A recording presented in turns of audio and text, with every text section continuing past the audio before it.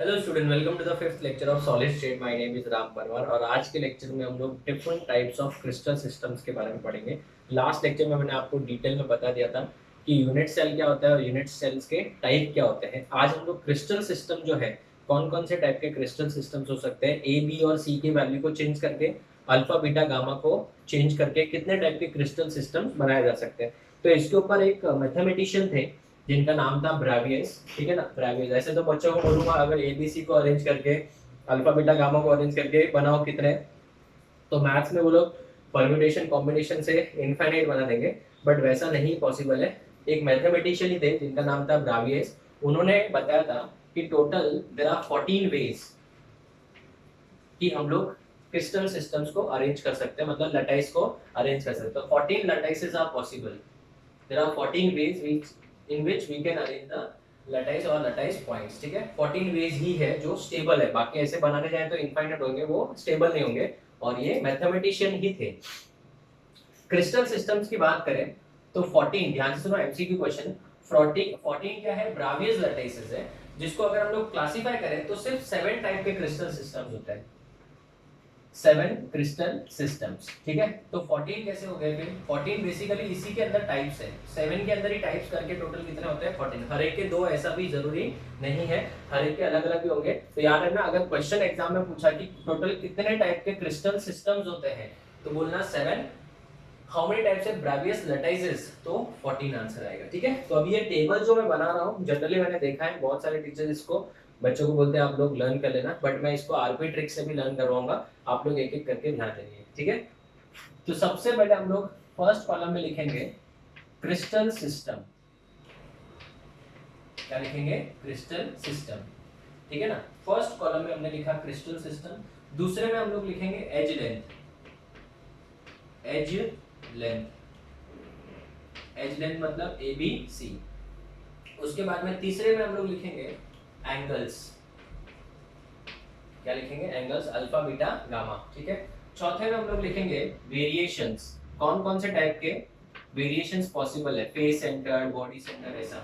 ठीक है, और लास्ट में हम लोग लिखेंगे एग्जांपल, जो हमारे लिए सबसे ज्यादा इंपॉर्टेंट है। मैं आपको बोलूंगा ये टेबल आप लोगों के लिए, नीट के लिए स्पेशली, जेई के लिए तो है ही है, नीट के लिए बेटा बहुत ज्यादा इंपॉर्टेंट है, बहुत ही ज्यादा इंपॉर्टेंट है। तो फर्स्ट कॉलम में हम लोग लिख रहे हैं क्रिस्टल सिस्टम। टोटल 7 टाइप के क्रिस्टल सिस्टम होते हैं, 1 2 3 4 5 6 7। ठीक है, एज लेंथ अरेंज करेंगे, एंगल्स को अरेंज करेंगे, वेरिएशंस क्या क्या है, और एग्जांपल्स नो डाउट याद रखना। टेबल में पूरा आपको याद करा दूंगा। फर्स्ट, सबसे पहले याद रखिए कि टोटल 7 टाइप्स के क्रिस्टल सिस्टम्स होते हैं। कितने टाइप के? 7। तो ये 5, ये 6 और ये 7। इसको याद कैसे रखना है? इसको याद रखने का ट्रिक देखो, C T O H R M T. C T O H R M T, ये लर्निंग कोड याद रखिए, C T O H R M T. अभी सी का मतलब क्या होता है? सी का मतलब होता है क्यूबिक। सी का मतलब होता है क्यूबिक। टी का मतलब होता है टेट्रागोनल। टेट्रागोनल। ओ का मतलब होता है ऑर्थोरोम्बिक। ऑर्थोरोम्बिक। एच का मतलब होता है हेक्सागोनल। एच का मतलब क्या होता है? हेक्सागोनल। आर का मतलब होता है रोम्बोहेड्रल। रोम्बोहेड्रल। ठीक है ना, रोम्बोहेड्रल। एम का मतलब होता है मोनोक्लिनिक। एम का मतलब क्या है? मोनोक्लिनिक। टी का मतलब होता है ट्राइक्लिनिक। ट्राइक्लिनिक सबसे इंपॉर्टेंट है, क्यों? क्योंकि इसके ऊपर तो बहुत बार एंट्रेंस एग्जाम में क्वेश्चन आया गया है। ठीक है ना, ध्यान से सुनो। सबसे पहले कौन सा है? CTOHRMT। सी का मतलब क्यूबिक, टेट्रागोनल। ओ का मतलब ऑर्थोरोम्बिक, एच का मतलब हेक्सागोनल, आर का मतलब रोम्बोहेड्रल, एम का मतलब मोनोक्लिनिक और इसका मतलब ट्राइक्लिनिक होता है। ठीक है, अभी अगर मैं एज लेंथ की बात करूं तो सबको पता है बेटा, क्यूब में तो क्या होगा, लेंथ ब्रेड्थ और हाइट तीनों सेम होंगे, मतलब ए का वैल्यू, बी का वैल्यू और सी का वैल्यू क्या होगा? इक्वल होगा। So A equal to B equal to सी।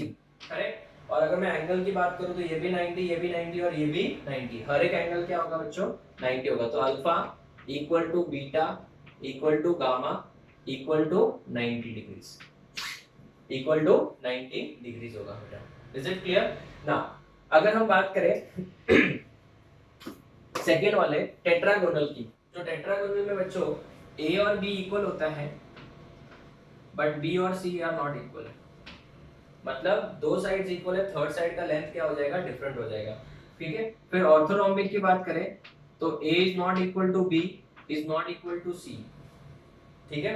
अभी इसको कैसे याद रखना है, पहले सब इक्वल, फिर पीछे से एक कैंसिल किया, फिर दोनों को कैंसिल किया, फिर अभी इसका उल्टा, फिर वापस इसका उल्टा लिखो, a equal to B but not equal to C, hexagonal.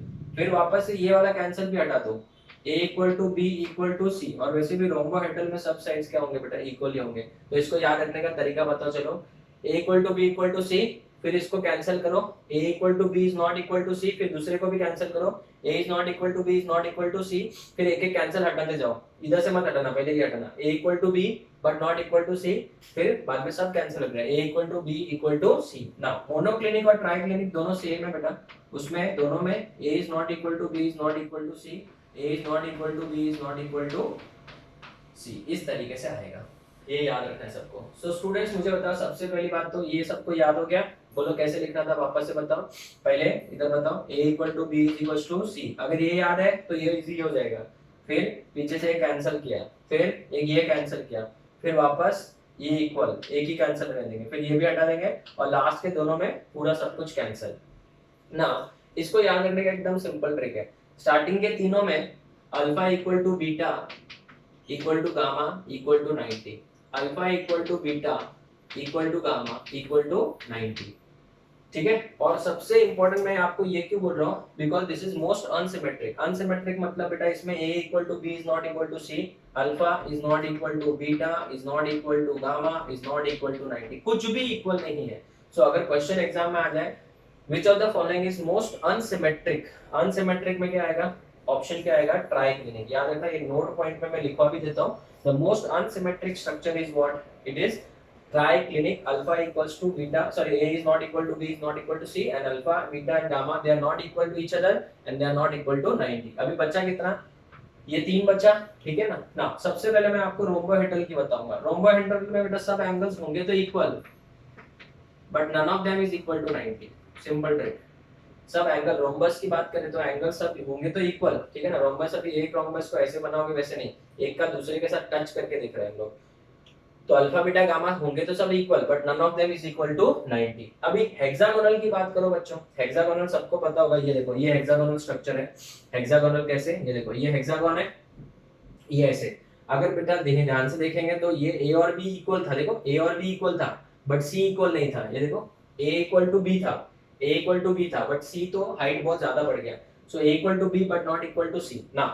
अगर मैं ध्यान से देखूं तो ये देखो ये एंगल कितना होगा, 90 होगा, ये एंगल भी 90 होगा, बट ये वाला एंगल कितना है बच्चों, 90 है क्या, नहीं। हेक्सागोनल है तो 120 होगा, तो एकदम सिंपल क्या लिखेंगे, alpha equal to beta is equal to 90 and gamma जो होगा वो कितना होगा, 120 होगा। तो अल्फा बीटा 90 होंगे और गामा कितना होगा, 120 होगा ना। अगर मैं बात करूं मोनोक्लिनिक सिर्फ एक ही बच्चा है तो इसमें इसका उल्टा, alpha equal to gamma is equal to 90 and beta जो है it is not equal to 120 and it is not equal to 90 also, कोई भी एंगल हो सकता है बट नॉट 90 आल्सो, ठीक है। सो ये एक सिंपल सा तरीका था याद रखने का, पहले ये याद कर लिया हमने, अभी इसको भी याद कर लिया हमने। बताओ कैसे, alpha equal to beta is equal to gamma equal to 90, पहले तीन में, लास्ट वाला अनसिमेट्रिक, तो सिर्फ तीन बचा। रोम्बोहेड्रल में alpha beta gamma equal to not equal to 90, they are equal but not equal to 90। Hexagonal में दो एंगल 90 होंगे, एक एंगल 120 होगा, यहाँ पे दो एंगल 90 है बट ये बीटा जो है वो कितना है, 90 को इक्वल नहीं है, ठीक है। अगर मैं बात करूं इसके तो टोटल 3 वेरिएशंस पॉसिबल है इसके, ठीक है, ये याद रखना पड़ेगा आपको। कितने वेरिएशंस पॉसिबल है, 3। सर 3 कौन सा, एक तो सिंपल क्यूब, एक है बॉडी सेंटर्ड क्यूबिक स्ट्रक्चर और एक है face centred cubic structure, correct. कितना बोलो, 3, simple cube, body centred and face centred, 3 possibility है। इसको याद रखने का तरीका 3 2 4, आई रिपीट 3 2 4 1 1 2 1, रिपीट 3 2 4 1 1 2 1, 3 2 4 1 1 2 1। अगर 2 आया है तो बेटा इतना तो कंफर्म है कि सिंपल क्यूब तो सब में कंफर्म रहेगा ही। ठीक है, दूसरा कौन सा हो जाएगा, बीसीसी। ठीक है ना, याद रखना, पहले सिंपल फिर बीसीसी आता है फिर एफसीसी आता है, लास्ट में एंड सेंटर्ड आता है। ठीक है, तो बताओ अभी इसमें 4 है तो क्या लिखना चाहिए, याद रखने का तरीका, सिंपल क्यूब, फिर क्या आएगा बीसीसी, फिर क्या आएगा एफसीसी, फिर क्या आएगा ECC, and centred cubic structure ना। अगर मैं बात करूं हेक्सागोनल की, एक ही है मतलब क्या आएगा, सिंपल क्यूब, सिंपल प्रिमिटिव एक ही है तो वापस से एक ही आएगा सिंपल क्यूब। अभी इसमें दो है तो सिंपल क्यूब, और इसमें याद रखना बच्चों ये थोड़ा सा इंपॉर्टेंट है, यहाँ पे एससी नहीं है ईसीसी है। ये एक एग्जांपल थोड़ा सा डिफरेंट है, याद रखना इसको। ईसीसी मतलब एंड सेंटर्ड। ये देखो मोनोक्लिनिक की बात करें तो यही मोनोक्लिनिक था, यही मोनोक्लिनिक था। ठीक है ना, देखो ए और बी ये भी इक्वल नहीं है, देखो ध्यान से देखना बच्चों, ये ए है ये बहुत बड़ा है और ये भी छोटा है, और ये तो और भी बड़ा है, तो ए बी बी और सी तीनों में से कोई भी इक्वल नहीं है। अभी देखो अल्फा और बीटा गामा क्या है बेटा 90 है, अगर 90 की बात करें तो 90 होगा, बट गामा जो बीटा जो है वो 90 को इक्वल नहीं है, तो इस वजह से बेटा याद रखना इसमें क्या आएगा, alpha beta they are equal to 90 but gamma is not equal to 90।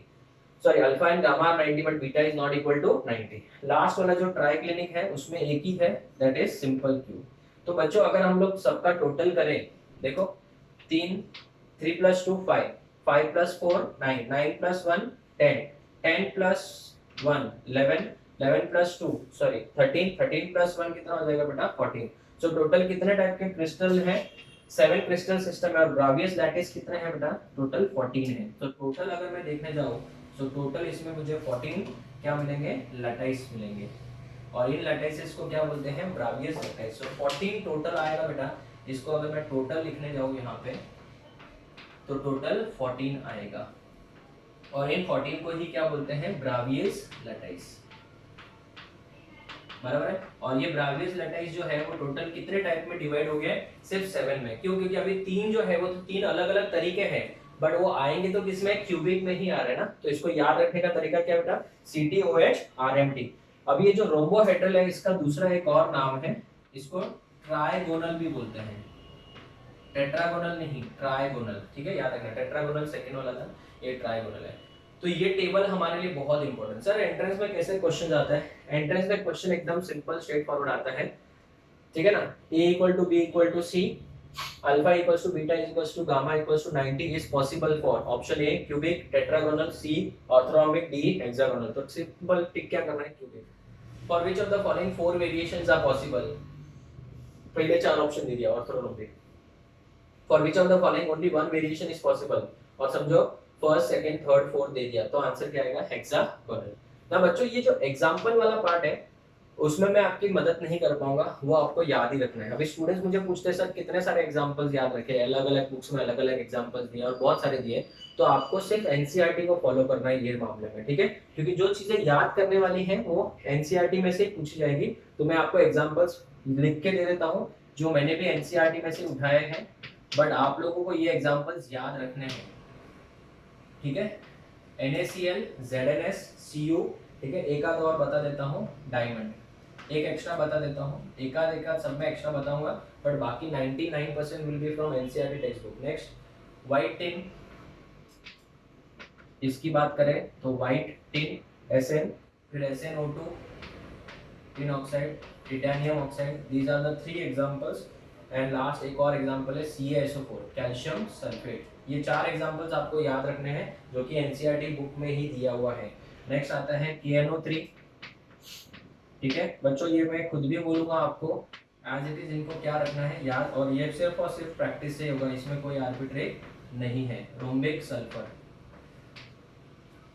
नाम याद आ रहा होगा, पी ब्लॉक में पढ़ा था हमने रोम्बिक सल्फर। नेक्स्ट आता है ZNO, CDS कैडमियम सल्फाइड, उसके बाद में ग्राफाइट, क्या आता है बच्चों, ग्राफाइट, याद रखना ये। नेक्स्ट अगर हम लोग बात करें ये कौन सा था, हेक्सागोनल था।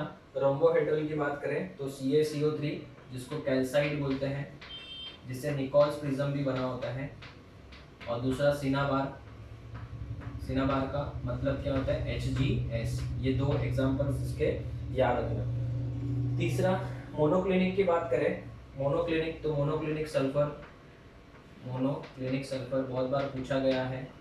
Monoclinic sulphur is the example of monoclinic crystal system, ठीक है ना। उसके बाद में ग्लोबर सॉल्ट, ग्लोबर सॉल्ट का मतलब क्या होता है Na2SO4 डॉट 10H2O, ठीक है। उसके बाद में लास्ट वाले की बात करें, पोटेशियम डाइक्रोमेट K2Cr2O7, ये देखो डीएनए ब्लॉक का कंबाइन हो गया, तो डीएनए ब्लॉक के साथ में पूछा जा सकता है CuSO4 ब्लू विट्रियोल।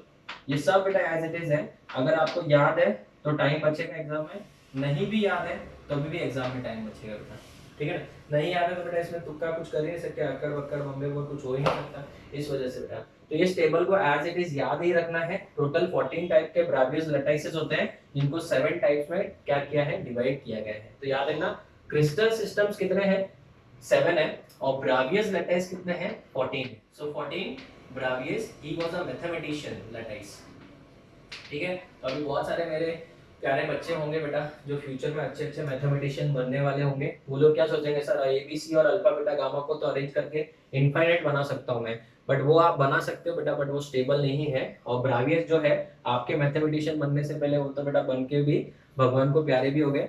उन्होंने बेटा प्रैक्टिकली देखा कि सिर्फ 14 क्रिस्टल सिस्टम जो है और 14 ब्रावियस लैटिस है वही स्टेबल है, और वो भी सिर्फ कितने टाइप्स में डिवाइड हो रहे हैं, 7 टाइप्स में बेटा। तो he was not a chemist, he was a mathematician only. उन्होंने ये सब काम कर लिया है, आपको वापस से मेहनत करके दूसरों को परेशान करने की जरूरत नहीं है बेटा, ठीक है। तो अभी हमारे अगर सिलेबस की बात करें तो हमको सबसे ज्यादा सिर्फ और सिर्फ सबसे पहला ही पढ़ना है, ठीक है। ये फर्स्ट वाला पढ़ना है, और जो एंट्रेंस वाले स्टूडेंट्स हैं उनके लिए ये थोड़ा सा और इम्पोर्टेंट है। तो सबसे ज्यादा जो फोकस होगा वो फर्स्ट एंड फोर्थ पे ही होगा। एक बार दिमाग में बिठा लो बेटा, हम लोग को सबके ऊपर पढ़ के बेटा 50-60 बुक्स भरने नहीं है, ठीक है ना। आप इंजीनियरिंग में जाओगे तो फर्स्ट ईयर में ये बहुत डिटेल में आता है, सॉलिड स्टेट वहां पे भी आपको परेशान करेगा। वहां पे अगर आपको अच्छे से पढ़ना है तो अभी के लेक्चर्स अच्छे से समझो, वहां पे इसका एक्सटेंशन ही होगा और कुछ नहीं होगा, डिफिकल्ट और एज सच नहीं होता है, ठीक है। तो क्यूबिक और हेक्सागोनल के ऊपर हम लोग बहुत डिटेल में डिस्कशन करने वाले हैं। सबसे ज्यादा 90% टाइम हमारा किसके ऊपर जाएगा, क्यूबिक के ऊपर ही जाएगा। तो क्यूबिक हमारे लिए सबसे ज्यादा इंपॉर्टेंट है। ये टेबल सब लोगों को बेटा लिख लिख के प्रैक्टिस करना है, ठीक है। इट इज एडवाइजेबल कि इसको अच्छे से चार्ट पेपर पे बना के, ज्यादा बड़ा भी नहीं, इसको स्टडी टेबल पे रखो। और ये जो एग्जाम्पल वाले पार्ट है वो आप बेटा प्लीज रिवाइज करो, बिकॉज मैंने बहुत बार देखा है स्टूडेंट्स, अच्छे अच्छे स्टूडेंट्स के भी मार्क्स जाते हुए, क्यों, सर एग्जाम्पल भूल गया था, सर याद ही नहीं किया था। तो बेटा हर एक में बेटा आपको ज्यादा से ज्यादा 4-4 एग्जाम्पल्स है, किसी किसी में तो 2-2 ही है, याद करना ही पड़ेगा बेटा, there is no other option, ठीक है ना। आप तो बेटा केमिस्ट्री नहीं, उसके साथ और भी सब्जेक्ट पढ़ रहे हो, या तो पीसीएम या पीसीबी, तो आप लोग को सल्यूट है बेटा, क्योंकि आप इतना मेहनत कर रहे हो। मैं तो सिर्फ आपको एक ही सब्जेक्ट पढ़ाता हूँ, बराबर है। तो बट आप लोगों को बेटा चने के झाड़ पे चढ़ने की जरूरत नहीं है, क्योंकि हमने भी किया है अपने लाइफ में ये सब, ठीक है। और आपके साथ में बहुत सारे बच्चे कर रहे हैं जो आपके कॉम्पिटिटर्स हैं, तो आप लोगों को बेटा मेहनत करनी है, नो डाउट आप मेहनत कर रहे हो, मुझे पता है, ठीक है। उसके लिए I appreciate your work, but at the same time ये भी दिमाग में रखना कि बहुत सारे स्टूडेंट्स आपके कॉम्पिटिटर है, और उनसे अपने को अच्छे मार्क्स लाने। तो अगेन आई से ये टेबल हमारे लिए सबसे ज्यादा इंपॉर्टेंट है। आप देखोगे तो यहाँ से लगा के यहाँ तक मैंने आपको पूरा ट्रिक दे दिया है कैसे याद रखना है, खाली एग्जाम्पल्स वाला पार्ट आपको अच्छे से लर्न करना है, ठीक है। तो अभी मैं आपको क्यूबिक सिस्टम से स्टार्ट करूंगा कि क्यूबिक सिस्टम के अंदर क्या क्या चीजें होती है, एक एक चीज डिटेल में बहुत अच्छे से बारीकी से पढ़ेंगे। आप इसका फोटो लो, फिर मैं आगे बढ़ता हूँ, ये वाला मैं नहीं हटाऊंगा, ठीक है।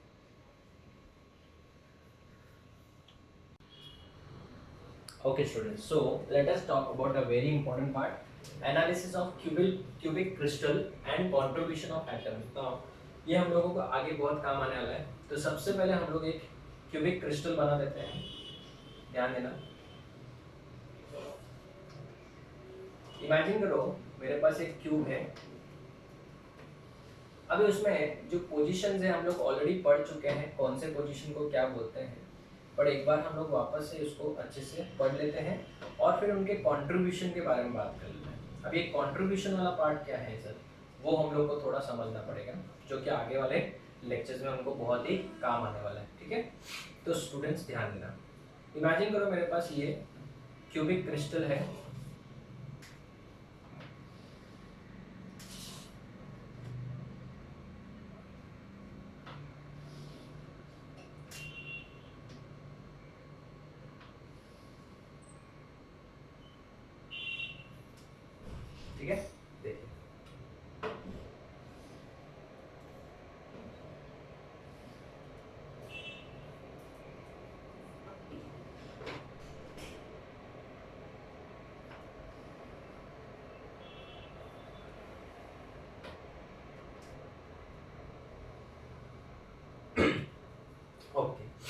अब एकदम ध्यान से सुनो, हर एक क्यूब के अंदर कुछ इंपॉर्टेंट चीजें जो हमको आगे काम आएगी वो है बेटा, एक एक करके डिस्कस कर लेते हैं। ठीक है, देखो सबसे पहले ये इस पॉइंट को बेटा हम लोग बोलते हैं कॉर्नर। क्या बोलते हैं? कॉर्नर। ठीक है, ये हो गया कॉर्नर। और एक क्यूब में एक कॉर्नर, 8 कॉर्नर होते हैं बेटा। कैसे? 1 2 3 4, नीचे भी 4, टोटल 8 कॉर्नर हो गए। दूसरी बात, अगर हम बात करें तो ये वाला जो पोर्शन है, इस वाले पोर्शन को क्या बोलते हैं? फेस बोलेंगे। इस वाले पोर्शन को हम क्या बोलेंगे? Face of a cube. बराबर है? तो एक क्यूब में टोटल कितने फेसेस है बच्चों? 6 फेसेस है। सर कैसे, जरा समझो। ये देखो, ये क्या है? फेस है 1 2 3 और ये पीछे 4, ऊपर एक नीचे भी एक। कुछ नहीं समझे तो बेटा आप जिस क्लासरूम में एग्जाम देने जा रहे हो तो क्या होगा बेटा? छत होगी, फ्लोर होगी, ठीक है, और 4 दीवारें, तो सब फेसेस ही तो है। तो टोटल कितने हो गए? 6 हो गए। अगर मैं बात करूं इस पोर्शन की, ध्यान देना, इस पोर्शन की, यहां पे देखना, ये फेस का क्या है? डायगोनल है। This is face diagonal. ठीक है, इसको हम क्या बोलेंगे? Face diagonal.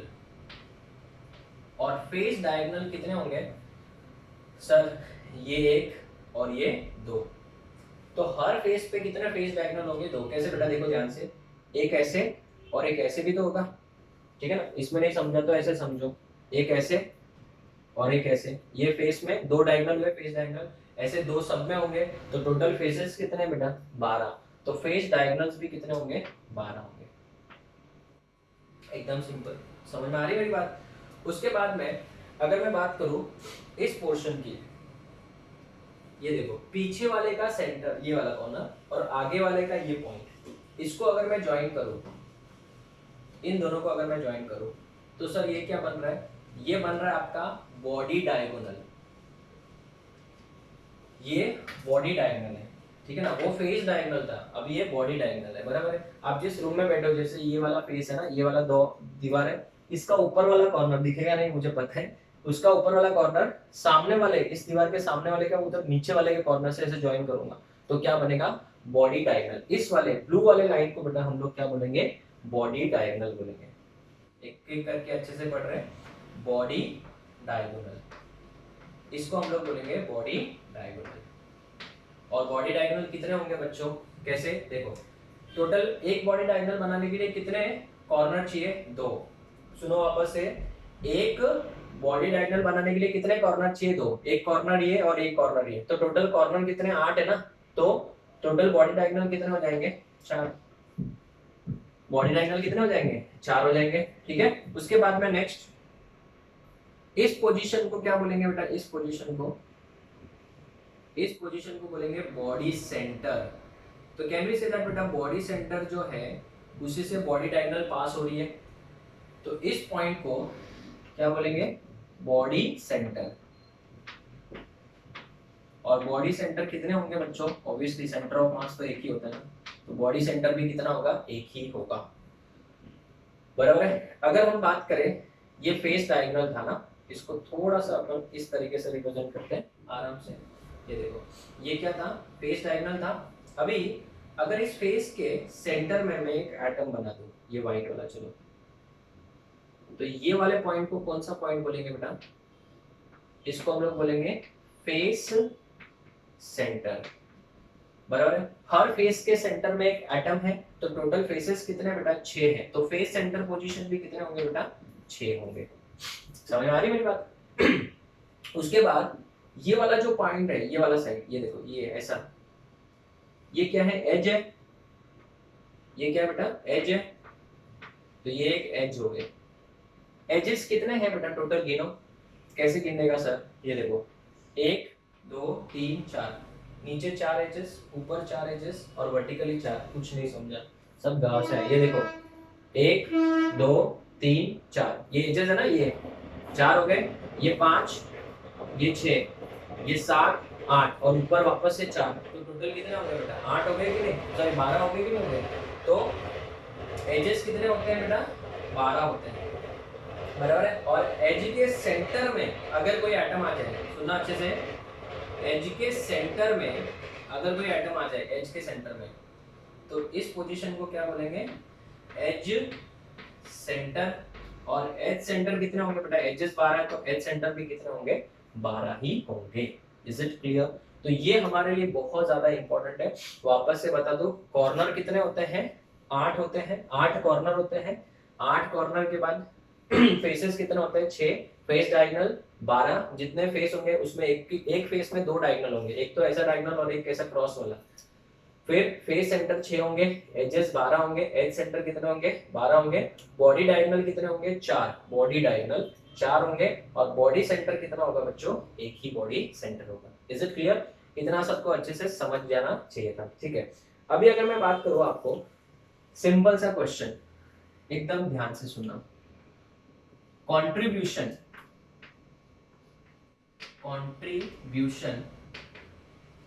Of different contribution of atoms at different positions। Contribution of atoms at different position. कोई अगर एटम कॉर्नर पे है तो उसका कंट्रीब्यूशन कितना होगा? अगर फेस सेंटर में है तो उसका कंट्रीब्यूशन कितना होगा? अगर बॉडी सेंटर में है तो उसका कंट्रीब्यूशन कितना होगा? वो कैसे पता चलेगा? तो एकदम सिंपल है बेटा, हम लोग स्टार्ट करते हैं फर्स्ट वन, कॉर्नर। ठीक है, अभी आप बोलोगे सर आपने डायग्राम क्यों बना के रखा है, इसका तो कोई यूज ही नहीं है बेटा। तो इसका यूज अभी पता चलेगा आपको। अगर कोई एटम कॉर्नर पे है तो बेसिकली बेटा वो कॉर्नर वाला एटम जो है 8 क्यूब से शेयर होता है। सर 8 क्यूब से कैसे? ध्यान से देखना। अगर मैं इस वाले की बात करूं, ठीक है, इसको मैं व्हाइट मार्क करता हूं, चलो थोड़ा बड़ा भी बना दिया। ये वाला जो कॉर्नर है, बाकी सब मत देखो बिकॉज ये 3D स्ट्रक्चर है, तो ऐसे भी कंटिन्यू होगा, ऐसे भी कंटिन्यू होगा और आगे भी कंटिन्यू होगा। तो हम लोग ऐसी जगह देख रहे हैं जिसके सब साइड में कुछ ना कुछ हो। अभी ये साइड में देखो, इधर आगे कुछ नहीं, साइड में कुछ नहीं, तो देख के बेटा खुद को कंफ्यूज करने वाली बात होगी। तो ऐसा पॉइंट देखो जिसके हर साइड में कोई ना कोई हो, ठीक है। तो अभी अगर मैं बात करूं इस वाले पॉइंट की, ये कॉर्नर ही है, हाँ। अभी ये क्यूब का भी कॉर्नर है, ये क्यूब का भी कॉर्नर है, ये क्यूब का भी कॉर्नर है, ये क्यूब का भी, और ऊपर के चारों वाला को भी कॉर्नर है। तो बेसिकली अगर कोई एटम कॉर्नर पे है तो वो कितने लोगों के बीच में शेयर होगा? 8 लोगों के बीच में। सर कैसे? अभी जैसे आप जिस क्लासरूम में बैठे हो वो ये है, ठीक है, उसके बाजू में भी एक क्लासरूम है समझो, पीछे भी क्लासरूम है और क्रॉस में भी क्लासरूम है। तो ये कॉर्नर हुआ, तो ये कॉर्नर जो है वो कितने लोगों में शेयर हो गया? 4। लेकिन ऊपर समझो और 4 क्लासरूम है, ऊपर और कितने क्लासरूम थे बच्चों? 4 क्लासरूम है। तो फिर वो टोटल कितने लोगों के बीच में शेयर हो गया? 8 लोगों के बीच में शेयर हो गया कि नहीं हो गया? कैसे मैं आपको बताता हूँ, ये देखो एकदम ध्यान से सुनो बेटा, दिस इज राम सर का क्लास ना, एक एक चीज को डिटेल में पढ़ेंगे। ये देखो इस रूम में आप बैठे हो, ये बाजू वाला, ये क्रॉस वाला, ये आपके पीछे वाला, तो इसको मैं ऐसे रख दूं, हाँ। तो ये वाला जो है, ये वाला, ये कोना, ये वाला कोना, ये वाला जो है ना बेटा, ये वाला आपके रूम का जो कोना है, ये वाला, ये कितने लोगों के बीच में शेयर हुआ? सर 4 लोगों के बीच में शेयर हुआ ना। अभी ये तो बेटा आपके फ्लोर की बात हो गई, लेकिन अगर मैं इसके ऊपर और 4 जन को जोड़ दूं, ये देखो ये 5वां आ गया, तो ये कॉर्नर तो इनके बीच में भी शेयर हो रहा है। फिर ये 6th वाला आ गया, ये 7th वाला आ गया और ये 8th वाला आ गया। तो हर कॉर्नर जो है बेसिकली कितने लोगों के बीच में शेयर हुआ? 8 लोगों के बीच में शेयर हुआ। और अगर समझो बेटा मैं बोलूंगा कि इस क्यूब को इसका कितना हिस्सा मिलेगा, तो वही तो है बेटा contribution of an atom at different position.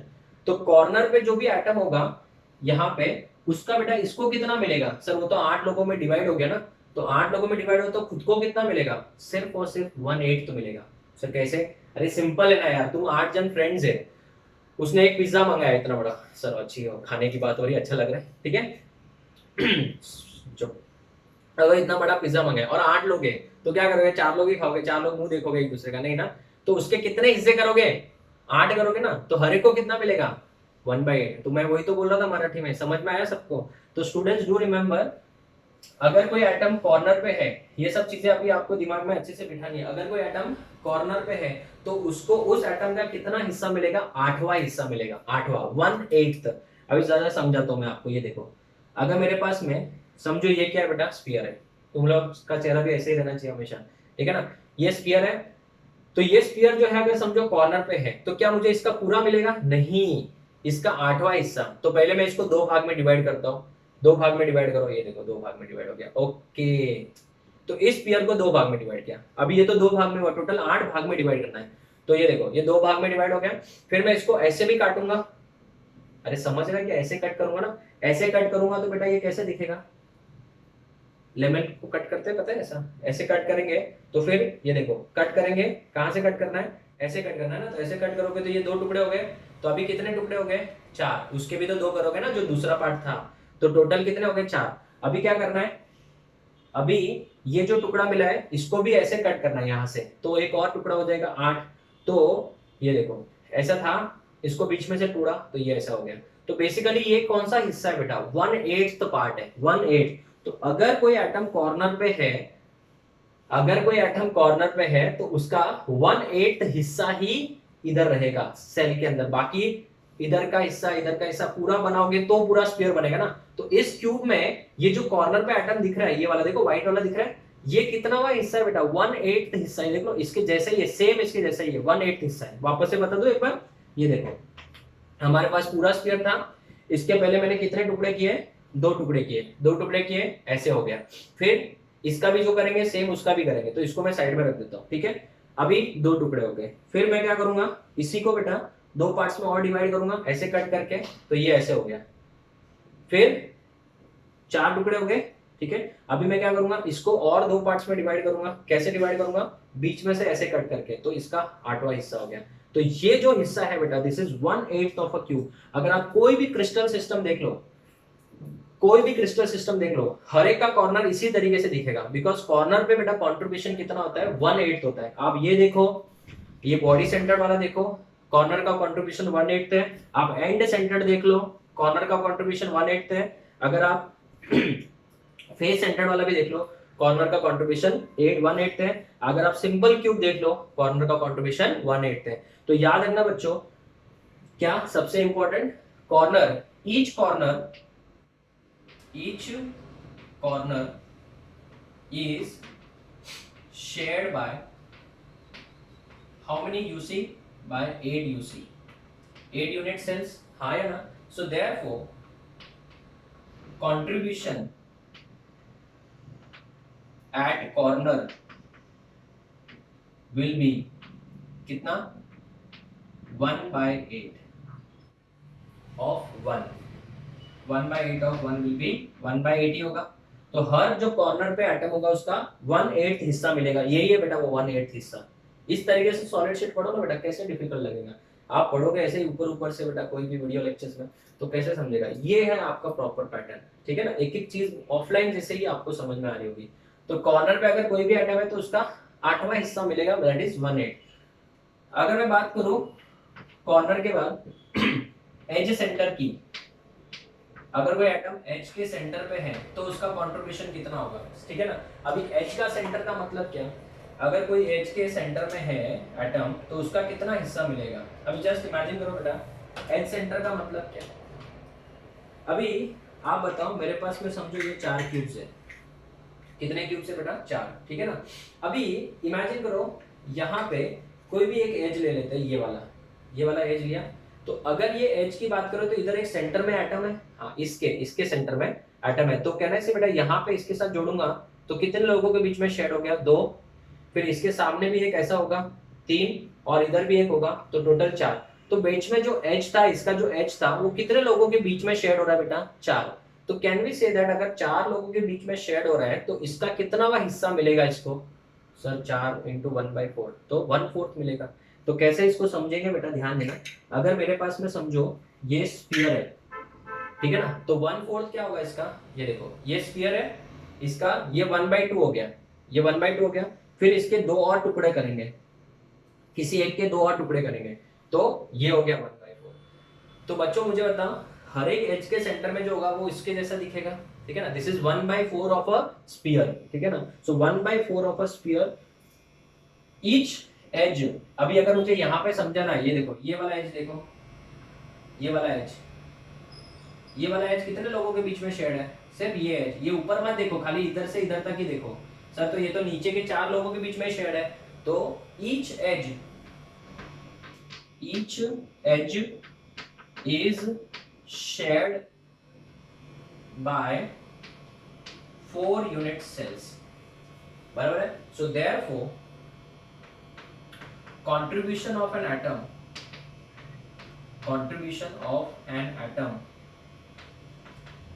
at edge center will be equal to 1/4 of 1, which is equal to 1/4, एकदम सिंपल, ये 1/4 ऑफ क्या है बेटा, स्फीयर है। अगर मैं एज सेंटर के बाद थर्ड फेस सेंटर की बात करूं, फेस सेंटर, तो बेटा फेस सेंटर का क्या होगा, ठीक है ना, फेस सेंटर की बात करें तो जो फेस के सेंटर में होगा वो कैसे होगा बेटा, अभी सिंपल सी बात है, वो आपको मैं यहीं पे समझा सकता हूँ। अगर मैं बात करूँ फेस सेंटर की, तो ये क्लासरूम में मैं लेक्चर ले रहा हूँ, मेरे जस्ट पीछे क्लासरूम है, ये मेरा घर का दूसरे वाले घर का हॉल है बेटा, तो इमेजिन करो बेटा इसके सेंटर में, इस फेस का सेंटर ये होगा, यहाँ पे मैं पिज्जा रख दूं, ठीक है ना, पिज्जा रख दूं, तो आधा वो घर में जाएगा, आधा ये घर में जाएगा बेटा, तो इसका मतलब अगर कोई फेस के सेंटर में एटम है तो वो कितने लोगों के बीच में डिवाइड है, 2। कैसे सर समझाओ, ये देखो, ये वहां पे जहां पे मैं लेक्चर ले रहा हूँ, मेरे जस्ट पीछे एक घर है, देखो ये रूम रहा, ठीक है ना, ये मेरे दूसरे घर का हॉल है समझो, अभी हम इस रूम में है, इसके फेस, ये फेस है बेटा, ये फेस है, इसके सेंटर में एटम रखूंगा तो वो किसके साथ कोइंसाइड हो रहा है, इसके साथ, तो इसका मतलब ये जो फेस है, ये वाला अंदर वाला जो फेस है, ये वाला, ये कितने यूनिट सेल के बीच में कॉमन है, सिर्फ 2, तो हर एक का उसको कितना मिलेगा, आधा आधा ही मिलेगा।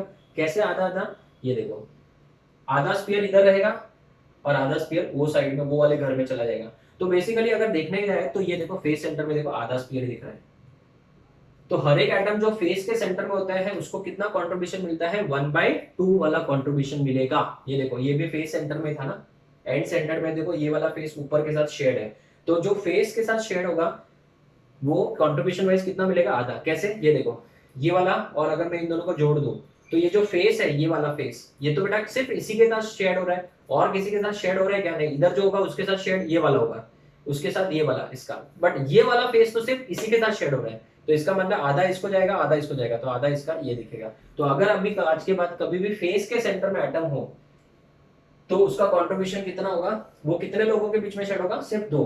So each face centre is shared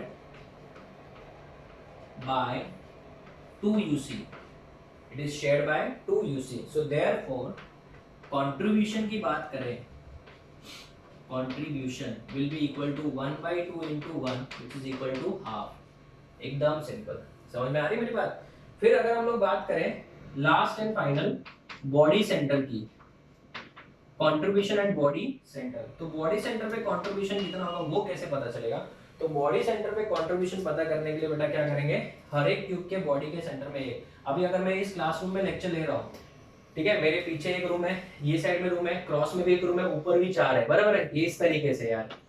अभी अगर समझो इस रूम में मैं ऐसा पिज्जा खा रहा हूँ, ऐसा मेरे हाथ में पिज्जा है, तो ये इस क्लासरूम का सेंटर हो गया, तो मुझे मतलब बाजू वाला क्या बोलेगा, मेरे को तो देख ही नहीं रहा है कुछ, मेरे बाजू वाला ऊपर वाला सब लोग क्या बोलेंगे, हमारा इससे कोई लेना देना नहीं है, तो रूम के अंदर है ना, शेड पार्ट में कुछ थोड़ी है, तो अगर शेड पार्ट में कुछ नहीं है तो वो पूरा का पूरा पिज्जा मेरा होगा। ये देखो इस वाले को देखो, ये पूरा अंदर आपको प्रॉपर स्फीयर दिख रहा होगा, क्यों, क्योंकि वो किसी के साथ भी शेड नहीं हो रहा है। देखो अगर मैं इसके साथ इसको जोड़ दूं तो बोलेगा मेरा क्या लेना देना, मेरे क्यूब में थोड़ी आ रहा है, इसके साथ इधर से ज्वाइन कर दूं, इधर से ज्वाइन कर दूं, किधर से भी ज्वाइन कर दूं, तो वो किसी के साथ शेड नहीं हो रहा है। So each body centre is, और बॉडी सेंटर ईच क्यूब एक ही तो है, body centre is not shared with any other unit cell, किसी यूनिट सेल के साथ शेयर नहीं होता है। सो देयरफॉर अगर मैं इसके कंट्रीब्यूशन की बात करूं तो पूरा का पूरा मेरा ही है, क्या उसका आधा आधा कुछ मिलेगा नहीं, तो 1 ऑफ 1 विल बी 1। तो कॉन्ट्रीब्यूशन आपको याद रखना है, कॉर्नर पे 1/8, ठीक है ना। अभी मैं इसको ऑफलाइन में ऐसे सिखाता हूँ, आप अगर उस तरीके से याद कर सको तो मैं आपको और अच्छा बोलूंगा। ध्यान से देखना बेटा, कॉर्नर पे देखो, अगर बॉडी के सेंटर में तो पूरा अपना ही हुआ, बॉडी के सेंटर में तो पूरा अपना ही हुआ, उसको खसका के 1 ना बॉडी के सेंटर में, उसको शिफ्ट करके इस फेस के सेंटर में लेके आओ। हर टाइम में एक शिफ्ट करूंगा तो आधा करने का, हर टाइम में एक शिफ्ट करूंगा तो आधा करेंगे बेटा। बॉडी के सेंटर में 1 शिफ्ट करके फेस के सेंटर में लाओ तो 1 का आधा 1/2, तो फेस सेंटर में होगा 1/2।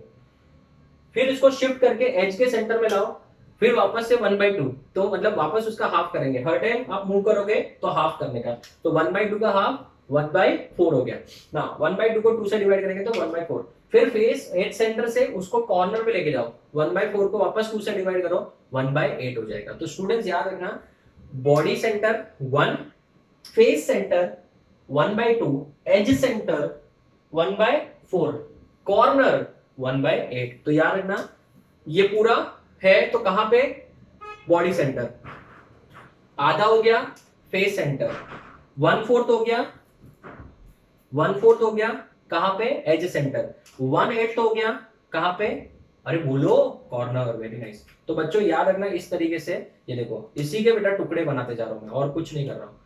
तो this is very simple, solid state बहुत सिंपल है अगर आप इसको इस तरीके से पढ़ोगे तो। पूरा कहां पे, बॉडी सेंटर, फेस सेंटर में आधा, एज सेंटर में 1/4 और कॉर्नर पे 1/8। तो स्टूडेंट्स आज के लेक्चर में मैंने बहुत ही अच्छे से एक एक चीज बता दिया है। टोटल याद रखना, ये सब चीजें मैं नेक्स्ट लेक्चर से एकदम धड़ल्ले से यूज करूंगा। ये हर एक क्यूब में बेटा 8 कॉर्नर होते हैं, 6 फेस सेंटर होते हैं, फेस डायगोनल 12 होते हैं, फेस सेंटर 6 होते हैं, एजेस कितने होते हैं 12, एज सेंटर्स 12, बॉडी डायगोनल 4 होते हैं, और बॉडी सेंटर जो होता है वो कितना होता है 1 होता है। और कंट्रीब्यूशन भी मैंने आपको डिटेल में समझा दिया है। So this is the end of lecture number 5। और अभी नेक्स्ट लेक्चर से मैं आपको एक एक यूनिट सेल, ये देखो ये सिंपल क्यूब है, एक एक यूनिट सेल के ऊपर पूरा हिस्ट्री, ज्योग्राफी, मैथ, साइंस सब सिखाऊंगा, ठीक है। तो बहुत डिटेल में होने वाला है आगे के लेक्चर्स। जेई एडवांस का जो क्वेश्चन था, जेई मेंस का क्वेश्चन था 2019 का, वो भी इसमें कवर होता है। एक एक चीज हम लोग डिटेल में नेक्स्ट लेक्चर में आगे से कवर भी करेंगे। तो ये पूरा बेसिक्स आप लोगों को माइंड में एकदम अच्छे से फिट कर लेना है, ठीक है। आपके स्टडी टेबल पे ये भी बनाना चाहिए, और ये वाला रहेगा तो और अच्छा, ताकि आप कभी भी रिवाइज कर सको, ठीक है। तो ऐसे घूमते फिरते बेटा कभी कभी ऐसे देख ले तो तभी भी चीजें याद हो जाती है। So this is the end of lecture number 5। I hope आप लोगों को पूरा सॉलिड स्टेट का एक फ्लेवर मिल रहा होगा। So these lectures are totally different बेटा, आप लोगों को पता चल गया होगा ये लेक्चर्स अलग है, और आप लोग अलग लेक्चर्स जो यूट्यूब पे या देखते हो उसमें कैसा होता है, आपको जनरली कैसा होता है पीपीटी, या फिर आपको वहां पे कैसे एक किसी की स्लाइड में, या फिर आपको किसी भी बोलते ना नॉर्मल लेक्चर्स की तरह देखने को मिलते हैं। यहाँ पे मैंने सीधा का सीधा आपको ऑफलाइन का फीलिंग दिया है, जैसे आप प्राइवेट ट्यूशन में कैसे बैठते हो वैसे इस तरीके का टीचिंग आपको ये वीडियो लेक्चर्स में देखने को मिलेगा। तो ये लेक्चर जो है स्पेशली डिजाइंड है फॉर ऑनलाइन स्टूडेंट्स जिनको ऑफलाइन का फीलिंग आना है, ठीक है। तो ये लेक्चर के एंड में भी आपको कोई पीडीएफ नहीं है, नेक्स्ट लेक्चर के एंड में देखूंगा कितना कवर हो रहा है, फिर उसके बाद में एक पूरा का पूरा पीडीएफ डिस्कशन अलग से करेंगे। So this is the end of lecture number 5। I hope आप लोगों को समझा होगा। प्लीज स्टूडेंट्स ये चीजें बार बार रिवाइज करना, प्रैक्टिस करना, याद रखना, ताकि मैं नेक्स्ट लेक्चर से इनको अच्छे से यूज कर पाऊँ। Next lecture is going to be very, very important. We'll meet in the next lecture. Till then, thank you. Take care, students.